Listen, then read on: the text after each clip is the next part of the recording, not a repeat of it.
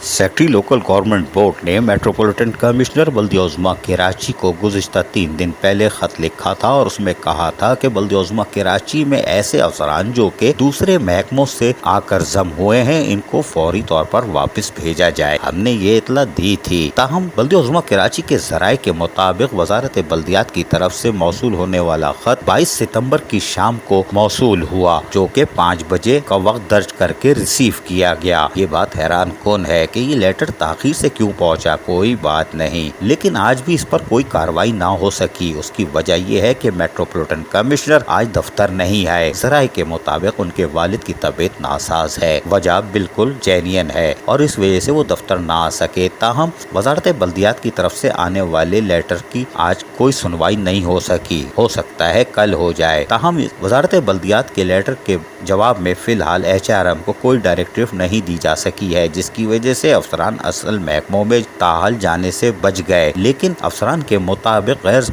जरूरी तौर पर ऐसे अफसरान के नाम HRM ने डाले हैं, जिससे एक पंडोरा बक्स खुल सकता है। महकमा HRM के सीनियर डायरेक्टर ने अपना नाम ही नहीं डाला। हमने ये आपको कल बताया था, लेकिन अभी भी अफसरान मुकम्मल तौर पर तैयार हैं कि HRM की तरफ से निकलने वाली लिस्ट को वो चैलेंज करेंगे। अब वो वजारत बल्दियात में चैलेंज करते हैं या कहाँ करते हैं, ये हमें नहीं मालूम। ताहम सेक्रेटरी लोकल गवर्नमेंट बोर्ड की तरफ से आने वाला लेटर आखिर से पहुंचा और आज कार्रवाई कुछ ना हो सकी। अजीज आरिफ, KBS बल्दियाती न्यूज़, कराची।